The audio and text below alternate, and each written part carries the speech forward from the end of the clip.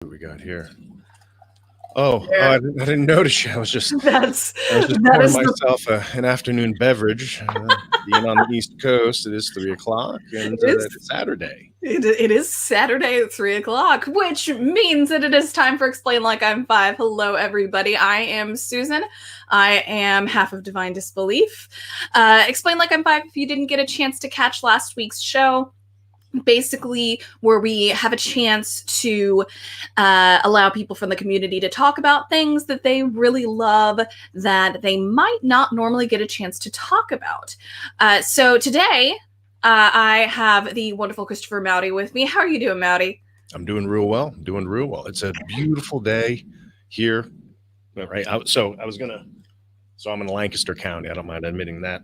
Mm-hmm. And for those of you that are beer aficionados, I got myself the Lancaster Brew representing, got the Hop Hog. So how could I be bad? I have a fresh cold beer. I'm about to be a cheerleader for the very topic that I love being a cheerleader for. You're gonna see me get a little nutso crazy because I love this topic. That's the best. And my cat and my wife are hanging out on the couch, and here we go. It's a good day. It is a good day. All good vibes. I love it. All right. So when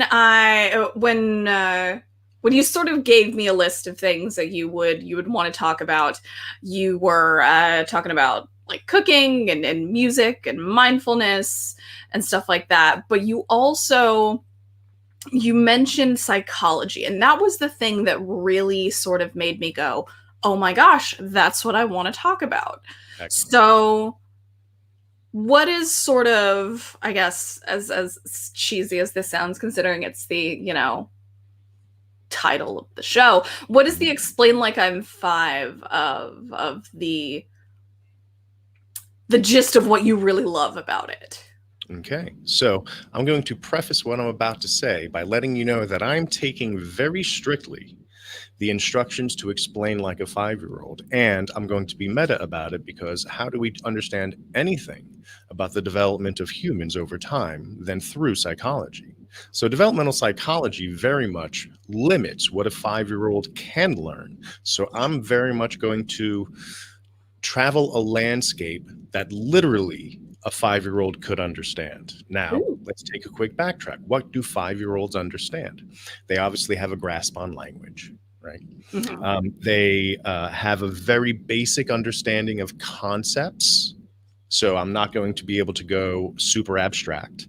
According to Piaget, 5-year-olds wouldn't even be concrete operations, right? Concrete operations is pretty much where you can use logic on things that are concrete, right? That you can imagine touching, feeling, experiencing, or physically are touching, feeling, experiencing. So they're before that. So I would need to limit it to that. They do have a basic understanding of math in like 1 + 1 is 2. I want more. Higher numbers means more.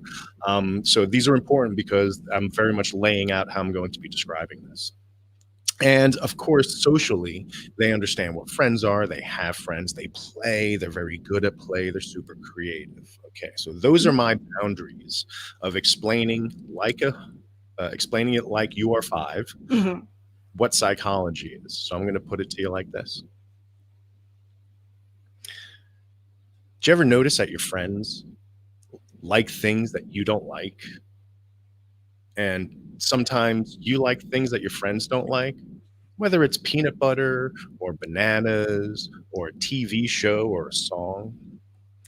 Wouldn't it be fun if there is a way to understand why your friends have different preferences than you do, or they understand things differently than you do? There happens to be a very specific job for grown-ups, and they're called psychologists. And what they do is they research other humans, from little boys to old people to people in the middle, and they study their behavior so that we can have answers to questions like, why do people like things that I don't like? Why do some people like peanut butter and other people don't like peanut butter or bananas or TV shows? Psychology is the study of understanding why people think differently. Some people who don't like peanut butter are just wrong. I'm just saying. Oh, yeah. I mean, if you're not allergic to it, why are you shoving it in your face, spoonful by spoonful? That's true. That's true. So that would be my bumper sticker, literally, as if I were talking to a 5-year-old version of what psychology is. Mm-hmm. So I was able to include, like the social connection that 5-year-olds have. 5-year-olds are kind of blown away that people don't like what they do. They have a theory of mind at 5, but it's rudimentary. Also, here's a super fun thing about 5-year-olds.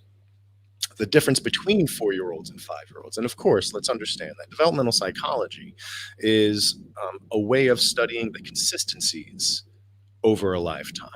Mm-hmm. So I'm using very broad strokes when I say 5-year-olds, like within margins of error, these things are true.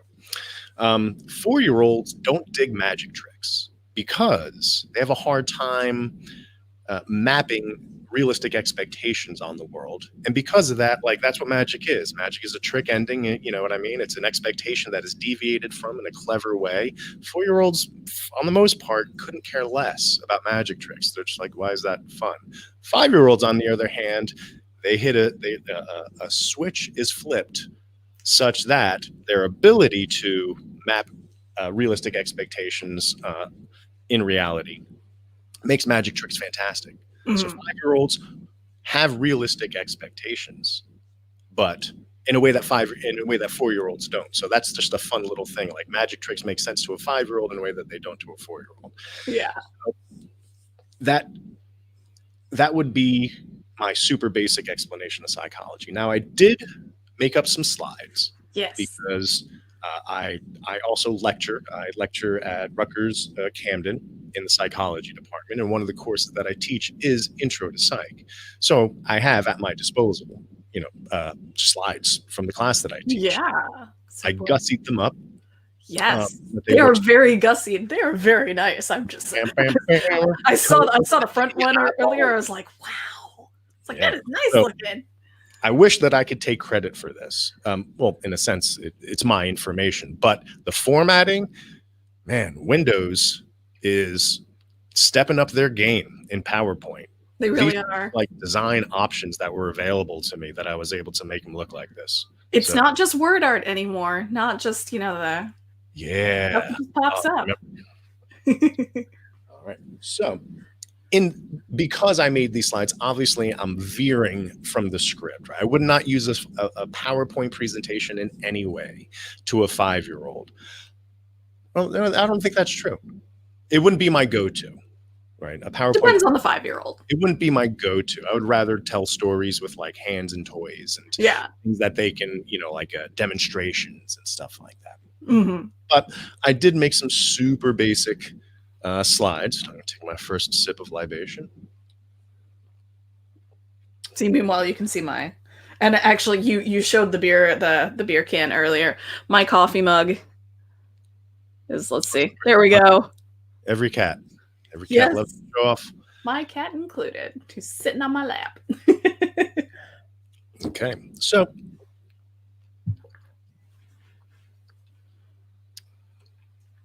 if I were to explain what is psychology, the way that I explained it in my class, and these are not words that I would use with a 5-year-old, right? It is the systematic study of human behavior and experience. Mm-hmm. Now, there are many different definitions for psychology, but in general, what we're studying is the human mind and the things that flow downstream from that. And so psychology is undergirded by biology. Everything that is psychological is biological.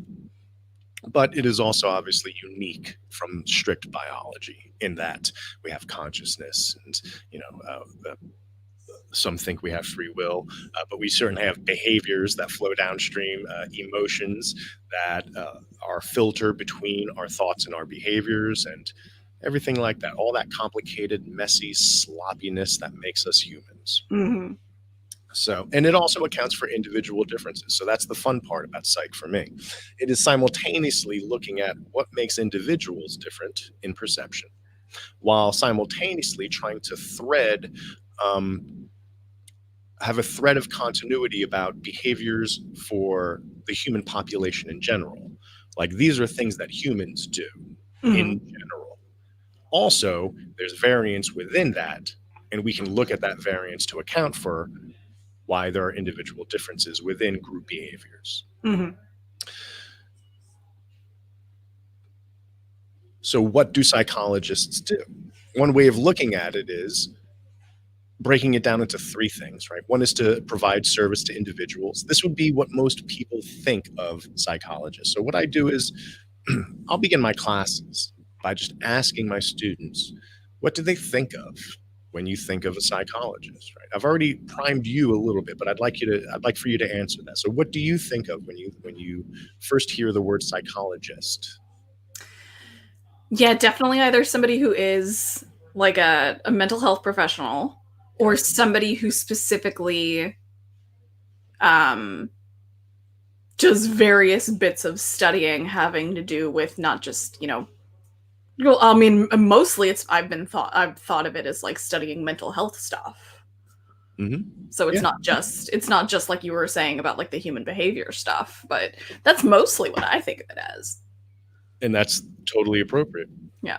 So usually the answers that I will get to that question revolve around descriptions of what ends up being Freud. Well, I imagine an old guy asking questions to somebody who's lying on a couch, like that's super basic while they're chomping on a cigar and a notepad, right? So they're describing Freud, with maybe without realizing they're describing Freud. And then sometimes I will get the white lab coat walking down the hall with mice under their arms. You know what I mean? Like that kind of experimental psychologist. So Yeah. the way in the next slide, I'm going to break this down into two general categories, but this slide is a little bit more detailed. So in answering the question, what do psychologists do? One is that mental health component. In fact, 66% of, and we'll see in a later slide, a majority of people who self-label as psychologists and are licensed and educated to be so are clinical psychologists. So mental health professionals, counselors, things like that. Also, aside from individuals, those kinds of services can be provided to organizations. So we have school psychology, military psychology, industrial and organizational psychology. Mm-hmm. Separate from that, there is a teaching and research branch of psychology, and this includes my job. So my full-time job is I manage a laboratory that studies the psychology of the sense of smell. It's a job I work in Philadelphia. My center is dedicated to the chemical senses, which are taste and smell, as well as the nerves in your nose and mouth. So what I do is considered experimental psychology, but also people who study developmental psych or biological psych, evolutionary psychology, or cognitive psych, they would be considered experimental psychologists too. So here's maybe an easier way. So if I were to explain this to a 5-year-old, I would say something like, hey, you know what a tree looks like, right? Like, did you ever notice that from like the main trunk, the main bottom part, things branch out? Well, imagine a tree that only had 2 branches. Right? That's how I would explain psychology. Psychology is that tree, and it has 2 branches. One of those branches is clinical. It's called clinical psychology, and another one of those branches is called experimental psychology. So this would be how I would explain it, right? With the clinical branch covering services to individuals as well as organizations, and then experimental having nothing to do. Now, in a perfect world, right, before I was a psychology student, when I was just thinking about it and taking courses on it, I was under the false impression that these 2 worlds were united in a way that they really aren't. Mm-hmm. In a perfect world, because we want psychology to move to make society progress, based on our understanding of humans, we can kind of overcome our biases and heuristics, mental shortcuts, and those kinds of firewalls not firewalls, those kinds of cognitive illusions. Mm-hmm. And that's from making really good decisions, either individually or in groups. So you would think that the counseling side of psychology is based on all of the data from the experimental side. And that's not the case at all. It's like they developed independently. Mm-hmm. And just now in recent history, I would say the past couple of decades, where things like a branch of psychology called Humanistic Psychology, which is simultaneously a way to study human behavior because it has very specific hypotheses that can be tested. It is also a way of addressing clinical psychology. So it is like the best of both worlds. So if I were to imagine an arc or trajectory of the history of psychology, I would try to frame it as the end point being a combination of this clinical and experimental branch of the tree of psychology, right? Another way I describe it is psychology is an umbrella term, which kind of is almost represented here with this little yeah. Under which clinical and experimental exist. So, and also, if you have any questions as I'm going through this, feel free to interrupt me, because otherwise. Oh yeah, and I was actually going to say, if anybody in the audience, because we've got a couple of this one made me giggle. So two psychologists can read minds. Yes, it is. Yes, it is. Tiny Uranus. In fact, yes, I can see what you're thinking right now, and I don't think that's what you should be doing. Not what you should be doing, Titan. Bad Titan. Now I can really. Oh wow! I shouldn't have opened that door. Okay, I'm done reading your mind, Titan, because that's exactly what psychologists do. And then this one that Ryrez asked, what's the psychology of Mike Tyson saying hurting someone is orgasmic? What does that technically qualify as? Really? Really, Rye? Yeah, I mean, sadism, yeah. Something along those lines, yeah. Something along those. Now, Mike Tyson is weird because his mastery, right, his peak flow experiences are in fighting. He's just, his kinesthetic intelligence is just off the charts. So just like anybody who's able to do anything really well and gets pleasure out of it, I can see how that maps onto a Mike Tyson, where like he knows he's good at it. And I mean, that it is orgasmic might be hyperbole, but I mean, he's a trained killer. It's like to a certain extent, maybe hyperbole, but still. Yeah, that's some deep, dark stuff. That is a rabbit trail. Oh, that's bad. Yeah, ooh, that's a downward spiral. Let's do upward spirals, not downward spirals. Yeah. All right. Anything else, question-wise? Nothing yet. Okay. We have some people joining us, so hello to those who are joining us. Thank y'all for being here. So appreciate y'all. So, to adults, I would explain the history of psychology in super broad strokes, like it would start with proto-psychologists, which are philosophers, right? And so to 5-year-olds, I would just say, hey, people wanting to understand why other people are different from them, that has existed for such a long time that these old guys in these paintings, they were thinking about it too. In fact, this guy here, he thought that we were born knowing a lot of stuff and we just had to engage in introspect, or I shouldn't say that, I'm trying to maintain the 5-year-old jam. And we just need to look within ourselves to find the information that we need. Whereas this old guy thought that we weren't born knowing anything and that we had to grow up in an environment with our moms and dads and brothers and sisters and family and friends. And from that's how we learn things. That's where knowledge comes from, because how can we know what we like if we don't have just basic knowledge, right? If you don't know what knowledge is, that's just a fancy word for if I give you one jelly bean and then I give you one more jelly bean. Do you know how many jelly beans that is? That's 2 jelly beans. The fact that you're able to think about that, those thoughts, that's what knowledge, that's what I'm referring to when I say the word knowledge. Now, this guy down here, his name is Hume. He's a big fat guy. I wasn't supposed to say that. That wasn't part of the script. But it still makes it very relatable. It's still relatable, especially for a 5-year-old. So it works out well. Be encouraging fat shaming. That said, he believed that all of our thoughts, that knowledge that I was talking about, that's all based on. How can I see? I want to explain. I didn't think this through. I want to be able to explain perception, because Hume really hit it out of the ballpark by just saying that our cognitive associations are perceptions.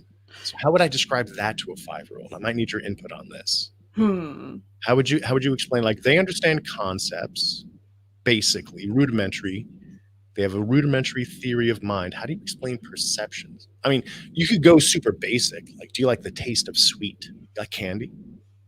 Right? What do you like about candy? Oh, that it's sweet?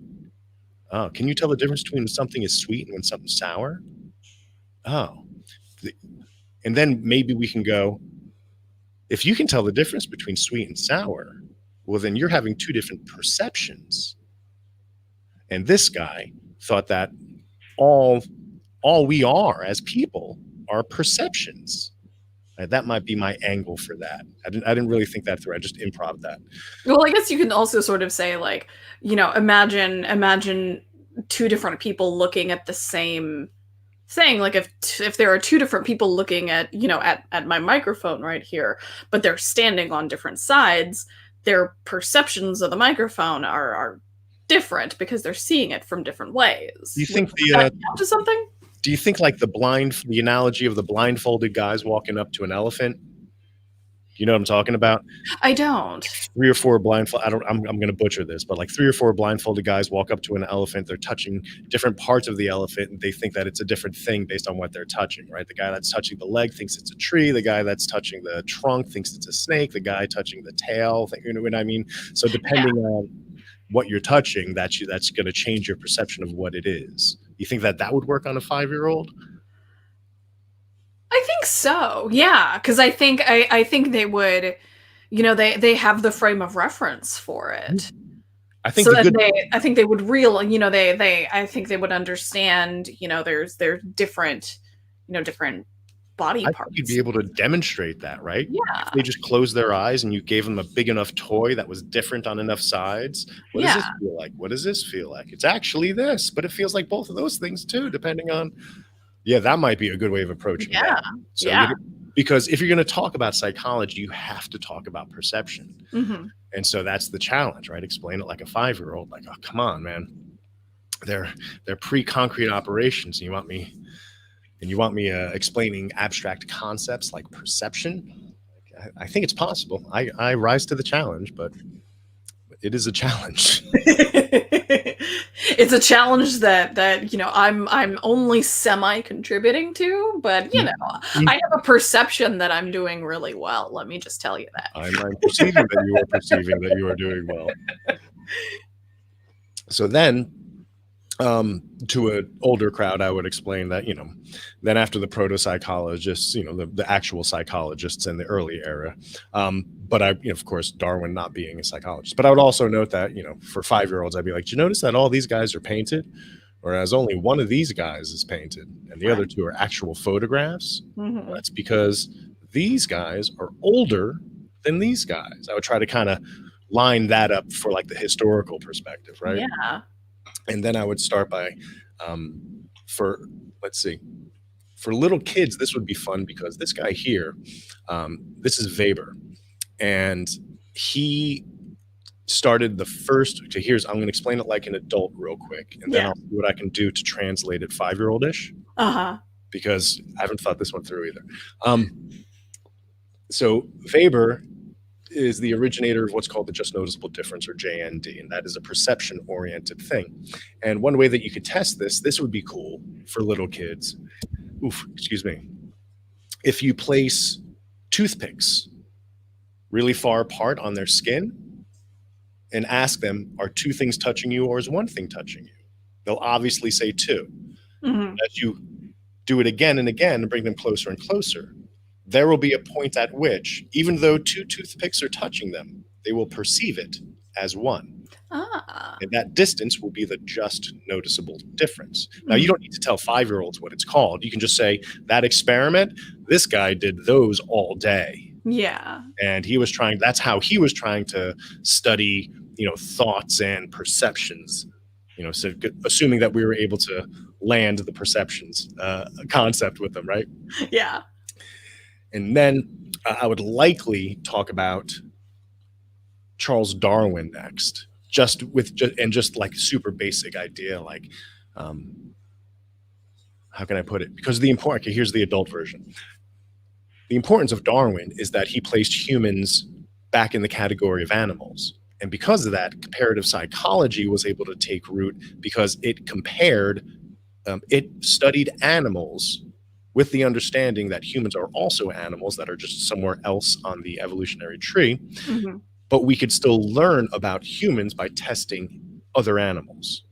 Right. So he opened that door of comparative psychology where we could learn about ourselves and why we do the behaviors that we do by studying evolutionarily similar entities, organisms like mammals as a broad category, or apes as a more specific category, or even more specifically chimps and bonobos because they're so genetically related to us. Not that Darwin thought all of these things that I'm saying, that was the downstream consequence of it. Yeah. It eventually evolved into that. Yeah. So maybe, oh, nice. I love it. So maybe I would explain this as, see, but this touches on potentially religious things, right? The idea that humans are special. You know, there used to be a time when most people thought that humans weren't even, you know, like other animals. Like we weren't like we were super special. We were so special that we were different than any other living thing on the planet. And people still believe that we are different from everything on the planet, but we still fit into the same category of everything on the planet.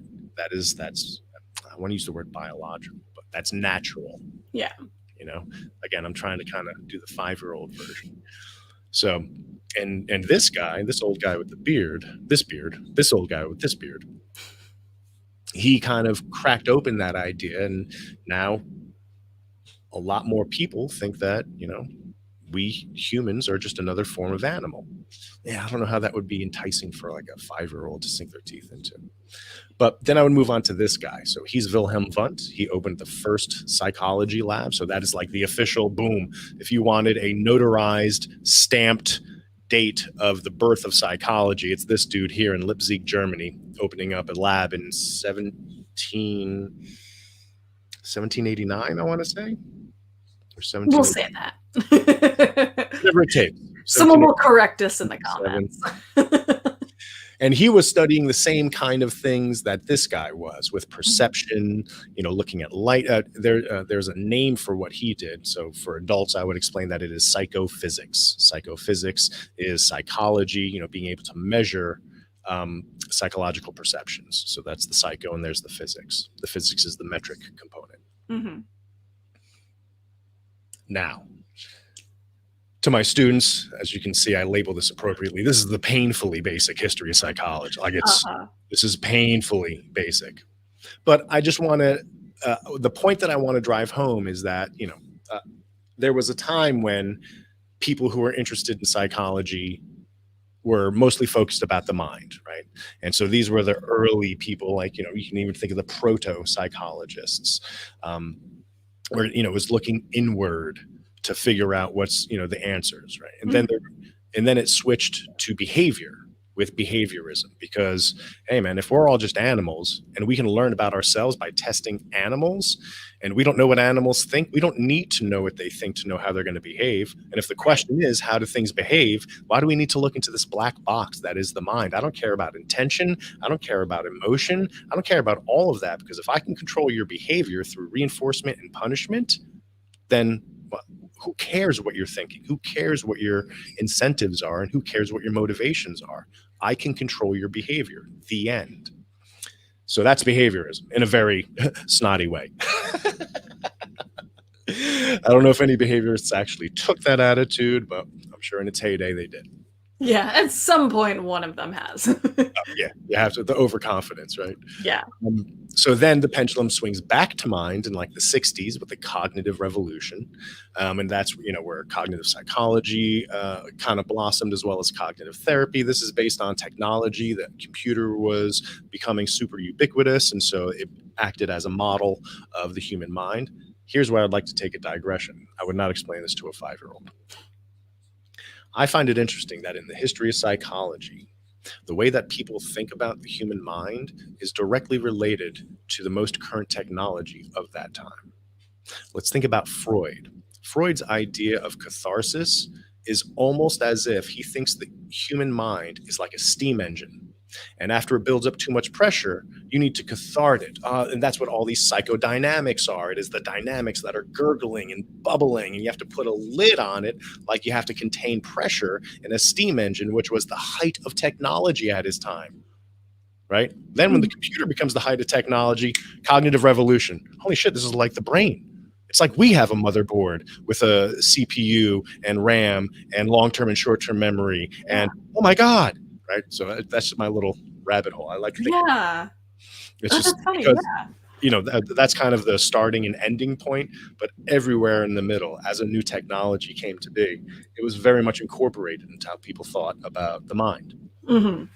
So the ideas of psychology evolved with technology, and it's not just psychology. Look at art, look at any other science.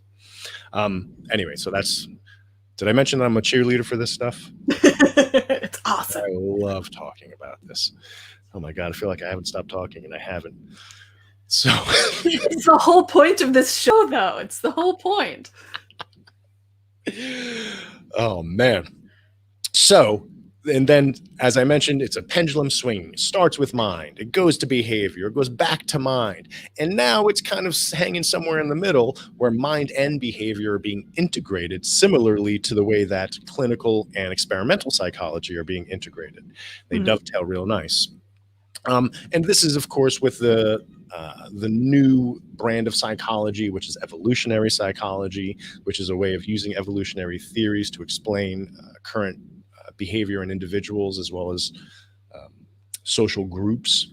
And then cognitive neuroscience, which is, once again, based on technology. Now we can do functional MRI. Now we can do brain imaging that lets us know how behaviors and thoughts are correlated to activation in the brain. Because for psychologists, they have to be monists, right? Digression. What I mean by monist is... Yeah, I was like, explain that one like I'm 5, please. That real quick. A monist would be contrasted with a dualist. I'm talking about Descartes. I'm talking about the Cartesian idea that there is a separation between mind and body. Mm-hmm. For psychologists, mind has to be body. Otherwise, it pulls apart the very research strategy, right? If we can't predict a thought or behavior based on the manipulation of a part of your brain material, then that whole field is, bullshit. And it's not. I mean, it's fruitful. It has scope. It's accurate. It meets all of the points of a really good theory, right? Mm-hmm. Or a really good technique, I should say. So that being said, and then moving on to cognitive behavioral therapies, right? So there was a time when behaviorism was popular, where behavior therapy was the thing. And hey, man, I can talk smack about behaviorists all day, and I will. But the one thing you got to give credit where credit is due. The idea of behavior therapy, like if you're familiar with, what is that concept called? Systematic desensitization. It's a very big word for just getting you used to things that you have a phobia of. A phobia is an irrational fear by definition. Yeah, so, sort of like if you're afraid of spiders, you have to be around spiders a whole bunch. If you're afraid of heights, you have to go, on the top of the Space Needle and shit like that. Exactly, and it's effective. It is absolutely effective because, I mean, let's put it in context, right? I even have it here. The model for behaviorism was to determine how animals learn, specifically humans. So if you want to teach somebody, if you want to understand what learning is, and you can manipulate it so that they can learn different things or unlearn other things, then that makes sense that the behavior therapy is so good at that behavior, because it doesn't matter what you're thinking. If you do this over and over again, your body will just be trained. Your nervous system will be trained. Arachnophobia isn't arachnid. It's true. That's the better half of the channel, Nathaniel. Excellent. So I'm done with this analogy, but I think that this is important in explaining psychology, because it's not this monolithic, non-changing thing, right? Psychology is a very new science, and it has its growing pains. I still think it's in the throes of its growing pains, but it did have a time in its history where it started focusing on the mind, then the focus shifted to behavior, focus shifted back to mind, and now fortunately they're like, yeah, they're both really important. And that kind of feeds into the definition I used, right? It's the study of human behavior and experience. Yeah. So it can't, because we're realizing that you can't isolate them. Mm-hmm. You can for the purpose of studying them, but what's the ecological validity of that? So that's most it. Pretty inextricably linked. Say that one more time. Except for the most part, they're pretty inextricably linked. Yes. So, and of course, that is the cognitive behavioral model, which would be the triangle, right?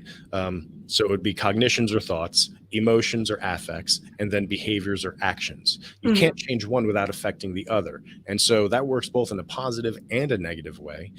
So the negative way, of course, is if you start thinking about bad things, like if you're a ruminator and your brain takes you to a negative place, you're going to have emotions that you will fuse with in that negative place, negative emotions. Negative emotions change the way that or emotions in general, change the way that you communicate verbally and non-verbally. So there are behavioral as well as expression, as well as vocal, non-verbal vocal cues that determine what emotional state you're in. So remember, you were on my hang last week. We were talking about music and emotions. Yeah. I mentioned in that hang that I could talk about emotions all day because it is such a fun psychological topic. But just think about it. You can almost determine someone's mood, assuming you know the person, almost based on the way that they sit, their position, the way that they're talking. Sometimes you're more attuned to them being in a bad mood than they are. Oh, yeah. Because as humans, we all have these blind spots about who we are, how we are, why we do what we do, all of that stuff. And of course, we wouldn't know that without psychology. But the way that I would, to adults, kind of take everything that I just said and bumper sticker it for psychology is, and this is me really being rah cheerleader, is psychology is the systematic attempt to study the mind without falling into the traps of the mind. Ooh. I would try to, that would be my bumper stickery kind of on a coffee mug way of explaining psychology. Now I'm going to make that up. I take credit for it. I think I got the idea from somewhere else. And put on a coffee mug, send it to you. Yes, please. That's awesome. But I think I got the nugget. I can't take credit. I got the nugget of that saying from listening to a lecture of somebody who I can't remember. And by the way, the psychological term for that is source amnesia. When you know something, but you don't know where you got it from. It's like the tip of my tongue thing. It's very, you want to start talking about tip of the tongue or tip of the nose phenomenon? Because olfaction is my thing. Smells are my thing. Yes, that was going to be where I wanted to go next. Okay. Yeah. That stuff. Yes. So keep going with what you were saying, though. Oh, okay. So I was going to take your tip of the tongue phenomenon and relay it to my wheelhouse, which is olfaction, and explain that there is this phenomenon called tip of the nose phenomenon. Now, why would that be, and what is it? It's the idea that when you smell something, you can detect it, right? Like there is a smell, but you can't put your finger on what it is, but it's familiar. You're like, I know that. What is that smell? So that's the tip of the nose phenomenon. Yeah. And it's more likely to happen in olfaction than language because there is so much real estate in our brain dedicated to vision and language, and so little of it dedicated to olfaction that we're not very good at applying labels to the things that we smell, right? In such a way that when we see a chair, we think the word chair without even trying, right? Like when looking at the thing, the letterboard in your background, humans can't look at those letters without reading them. I can't look at CANT next to each other without telling myself the word can't. It's you can't. Right. Maybe that was the wrong word. It is very difficult to look at that and not say it to yourself out loud. So olfaction is very different. There are tons of smells that are familiar to us, but we have a horrible time identifying them. So as somebody who researches it, we have to do these tests that are called odor identification tasks, which is exactly what it sounds like. It's scratch and sniff usually. What does it smell like? Here are your 4 choices. We have to give 4 choices because if we just left it open-ended, there would be people that are like, I have no idea. Oh yeah, it is leather. Like after you tell them, right? Like the post hoc realization, like, oh, yeah, it's exactly leather. It's a really good leather too. Well, then why weren't you? dozens of different answers. Oh, Like yeah, so many people usually would, yeah, so many people would say so many different things, and it's all like, well, you can throw a dartboard at the results and be all like, did that person get it right? Nope, they didn't. Did that person get it right? Nope, they didn't. even if they got it right, they might have just used a different descriptor for it, right? Like, so somebody might say, "Oh, it smells like a purse," or it smells like, just think of any leather object. It smells like a football, or I don't know. Are they made out of leather? I don't know. I'm not a sports guy. I think they still are. Pigskin. It's pigskin, so I guess it's not. Oh, I don't know. Whatever. Somebody correct another object. Go ahead. Nathaniel can correct me on that one because. Oh, is he into sports? He is one of the few like atheist sports nerds. So he's that common? Are atheists normally not into sports? Not normally. From what I understand. So whenever we come across people who are all like, I like sports, he's just all like, oh my gosh, yes. So he gets to like do a sports nerd stuff. So yeah. Anyway, sorry. I didn't realize. I didn't realize that was a stereotype among atheists.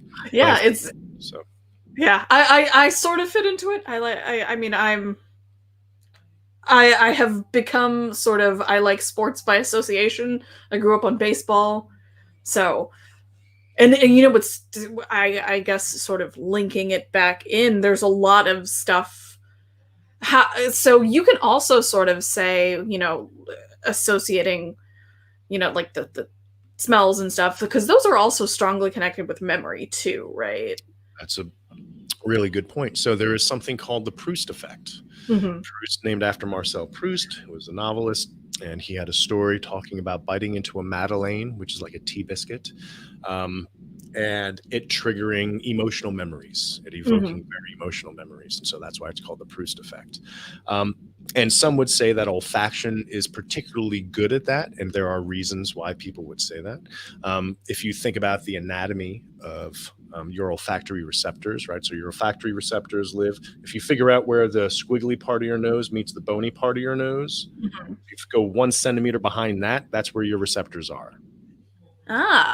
And they can travel. I'm just so like touching my nose. Everyone at home, wiggle your nose until the cartilage ends and the bone begins. Yeah, it's like, see it there. 1 centimeter behind that, and that's where these little hair-like receptors are hanging down in your sinus. And they are connected to the olfactory bulb with just one neuron. There are no synapses between the receptors and the actual olfactory bulb, which is very unique in the sense of smell. And then the signal goes through your amygdala, not through your amygdala itself, but it goes through your limbic system, which is your emotional. For those of you that are not familiar, the limbic system is just a group of it's an area in your brain where the things responsible for emotion live.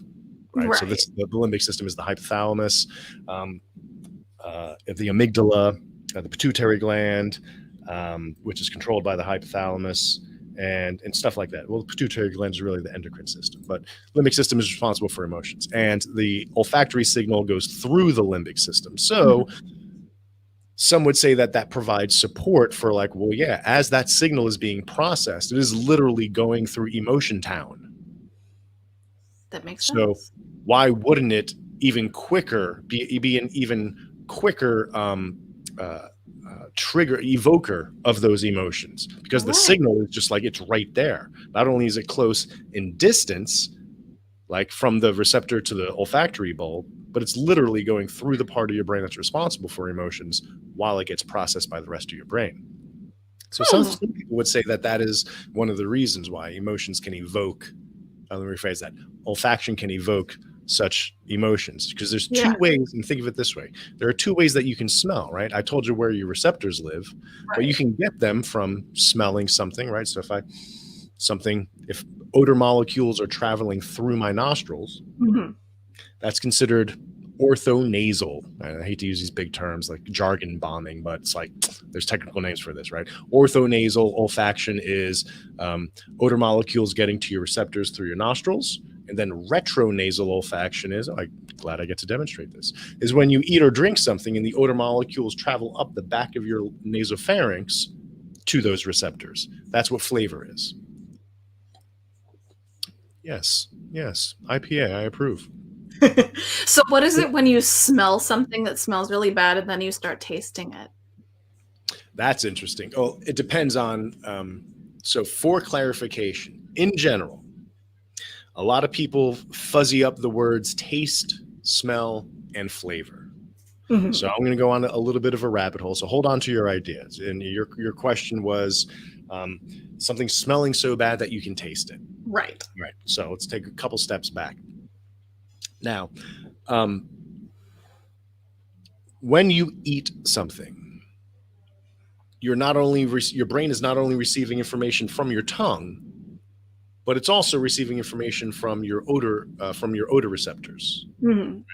And that's because of this retronasal olfaction thing. So if, and this is the demonstration I do, this is great for 5-year-olds. If we were still on this, explain it like I'm 5. Jelly bellies, right? Jelly belly jelly beans come in zillions of flavors, and you can get like 5 different flavors that all look the same, right? Red. Right. They try to make them different kinds of red, but you can't pick up one of these red jelly beans and be like, oh, this is cinnamon. What? This one's raspberry. This one's strawberry. No, you can't tell by looking at it, and that's part of the norm. That way you can't cheat. So if you hold your nose, throw one of those bad boys in your mouth and chew on it, your tongue is going to send a signal to your brain that it's sweet, but it can't tell you what kind of sweet it is because you're blocking the odor molecules from retronasally getting to their receptors. That way, when you let go of your nose, boom, all of a sudden it's like, oh, this is strawberry, this is cherry, this is raspberry, this is cinnamon, etc., etc. So to use a different example, when you have a cold and you get congested and you say this food doesn't taste the same, actually, it tastes exactly the same. It just doesn't have the same flavor because the congestion is preventing the odor molecules from getting to your receptors.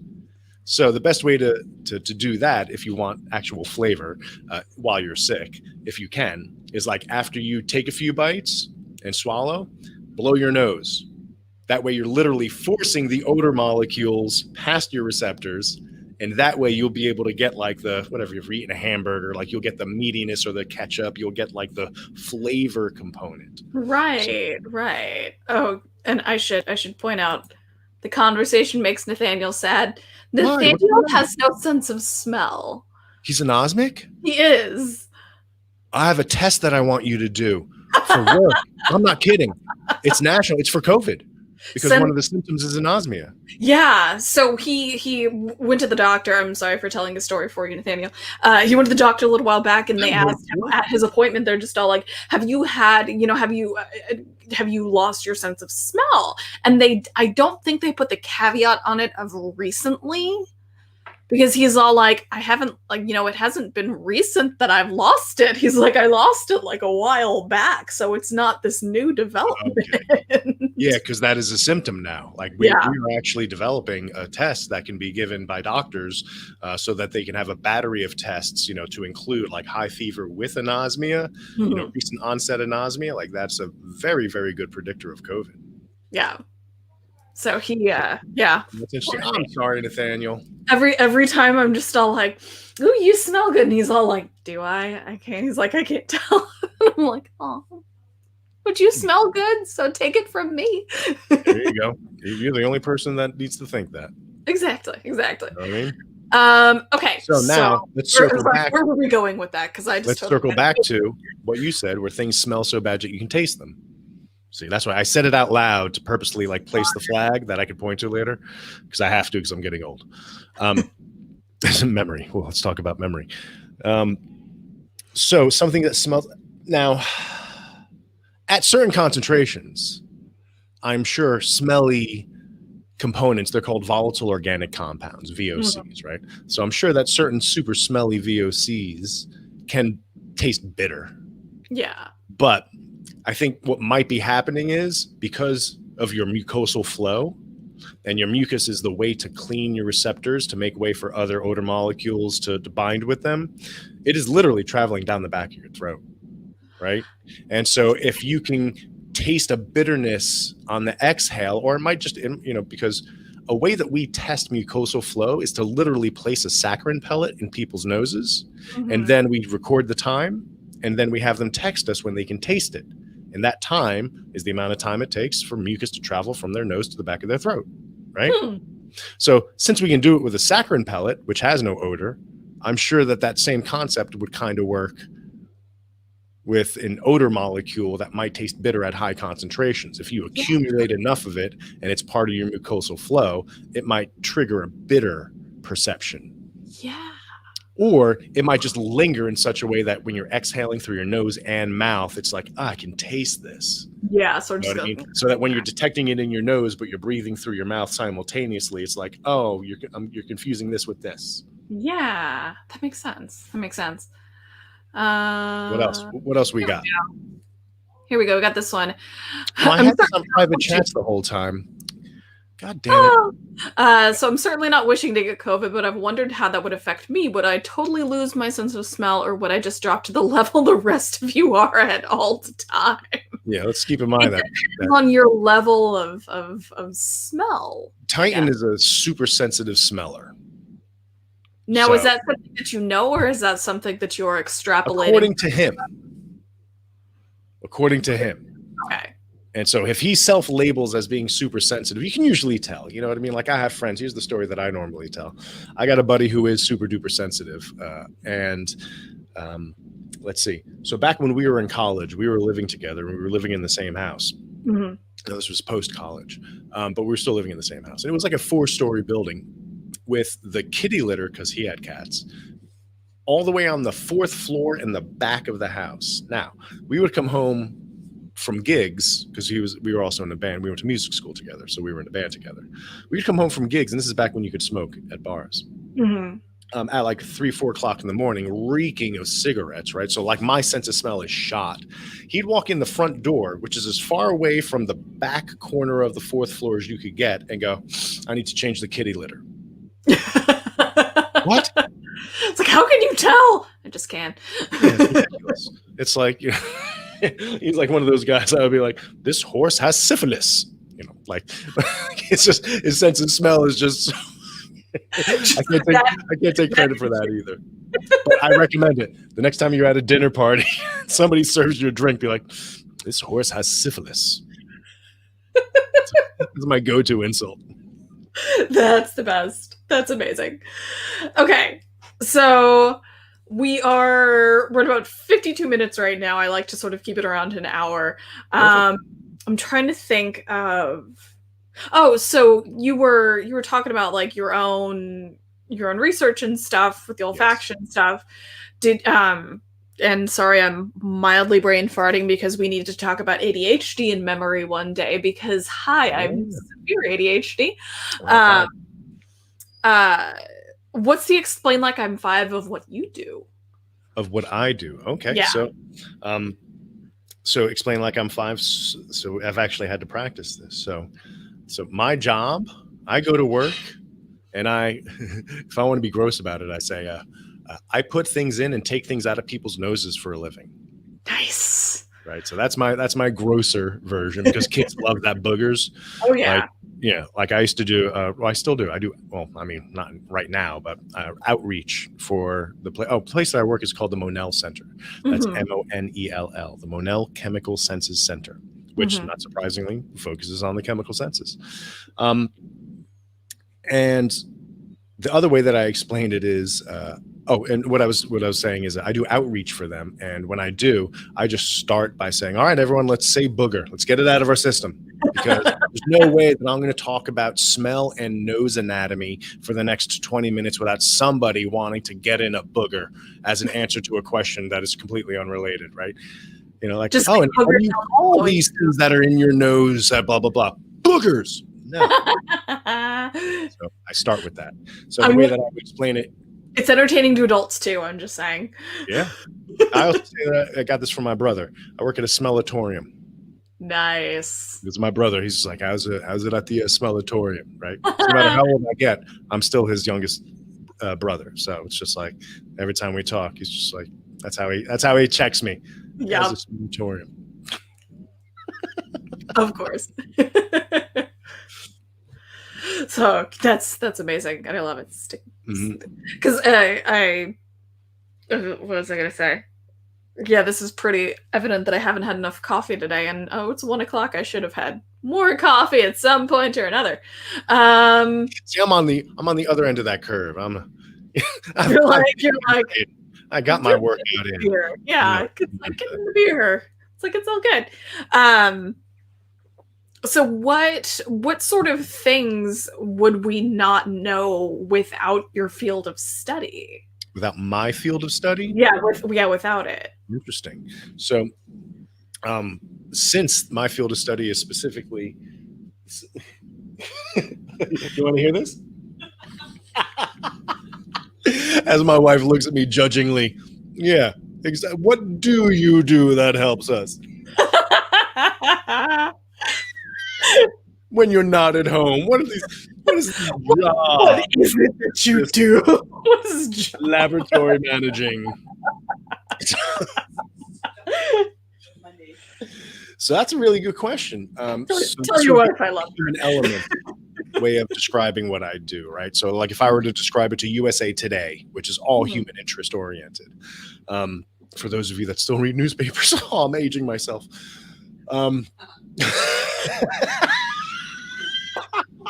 Not cool. Not cool. Yeah, I believe you too. So, without my field of research, we wouldn't know anything about the sense of smell. I literally work in a super abstract field that is called basic science. So our goal is literally only to introduce ideas into the intellectual commons. That is it. How does the nose work? That is the answer. That is the question that we're trying to answer, or more appropriately, think of it like this. If the chemical senses, smell and taste, are a jewel, the place that I work at has a laboratory attacking it from every facet. I can see that. I'm full of these fucking sayings. You just, the more you talk with me, the more you realize I just have fucking loaded up all of these bumper stickers ready to go. It's like digging for gold. That's as Did you just say I'm destroying nuance? Nuance and sophistication. Pretty much. I'm mocking it nonetheless. Going to pivot. I'm not happy.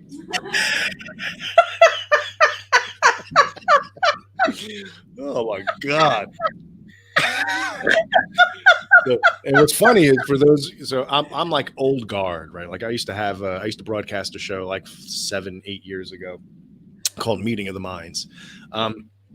And in that show, my pet phrases at that time were sophistication, nuance, and pivot. I would just, because like in the middle of a conversation, I'd be like, let's pivot to this, right? Which you're not really supposed to say out loud. You're just supposed to do it. But I thought it was hilarious to say it out loud. So people picked up on it. So that's the other layer to that, right? Like me bragging about having bumper stickers compared to former me who was all about sophistication and nuance, which I still am. She just cackles. She's just all like, you're funny. You're funny there. She knows me too well. I love it. That's amazing. She is awesome, and I love it. Okay, so yeah, we are coming up on about an hour. Was there anything that you want to plug before we finish the damn thing? Do you want to? Where can we find you, and where can we support you? Oh, that's very sweet. Before I shill. Oh yes. I would like to say that the way I want to wrap up this talk about psychology is towards hope, bending the arc towards progress, because I didn't go into Freud deep, but I think that because of Freud and his influence, a lot of psychology has been focusing on the negative. What's wrong with us, right? Still trying to make the world a better place, but by looking at what's wrong. And I think that one of the things that current psychology is doing that should be applauded is that the positive psychology movement is now trying to answer the same question by looking at what we do right as humans. How can we stop focusing on deficiencies and focus more on growth? So, and that is kind of like a humanistic psychology version 2.0. And of course, I'm saying it because I'm also reading this book, which is Scott Barry Kaufman. He pretty much has the most complete understanding of humanistic psychology that exists because he has access to Abraham Maslow's private diaries and notes. Oh, So this damn. is Abraham Maslow hierarchy of needs. He I was going to make I call sure. it humanistic psychology. He has a different model. The pyramid is a myth. Like Maslow never had a pyramid. He has a different model. I'm not going to go into shilling for him unless like you're going to buy the book, in which case I say, please buy this fucking book. It's awesome. But all of that to say, current psychology is moving towards positivity, and I think that's fantastic because it can be dovetailed with actual research and clinical practice. And I think that that's a positive thing, and I like to spread positivity. Nice. That being said, if you want to spread positivity with me and increase your quality of life while I try to increase mine by having shows that I think are interesting as well as fun, I have a YouTube channel. I will soon be having a public Discord server. That Discord server is called the dinner table because that is the analogy and metaphor that I like to use. Arguments happen at the dinner table, but you can disagree without being disagreeable, and you're always friends at the end. So that will be public soon enough. And otherwise, my YouTube hangs. I'm trying to do like Monday nights. I'm trying to lock in Maute Mondays. And this coming Monday, or I have to do Tuesday this week. This coming Tuesday, I'm doing an atheist episode with Dr. John Shook, who is a philosopher and former employee at the Center for Inquiry, a secular humanist think tank. And he was also my ex-grad school professor. So that's going to be fun. We're going to be talking about atheism versus atheists as a distinction within philosophy. The week after that, I'm going to be talking to my very good friend Keith, the guy who lives in Eugene, Oregon, and we're going to be doing a Goodinol talk. Goodinol is a prescription strength drug that I like to spread around. And we're going to be talking about the value of non-toxic, masculine, bonding friendships throughout the lifespan. Because he and I are best friends, and we're both 50.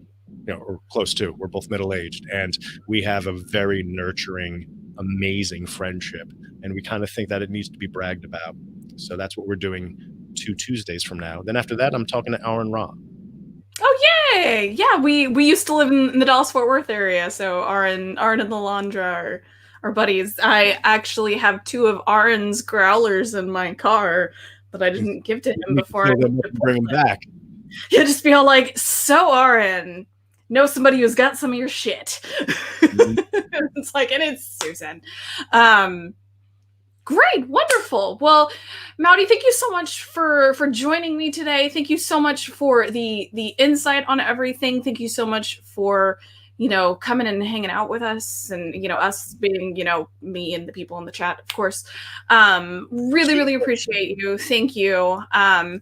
And yeah, as always, if y'all want to support the channel, we are on Patreon, patreon.com/divine disbelief. All of the links for everything are in the description below. And yeah, you can follow us on Twitter, Divine Disbelief. You can follow me on Twitter. I'm Motel Cowboy. We're on Facebook, Buy Me a Coffee, Podfan, all of the multitudes of support things. So thank you very much. Really appreciate it. And y'all have a wonderful afternoon. Bye, guys.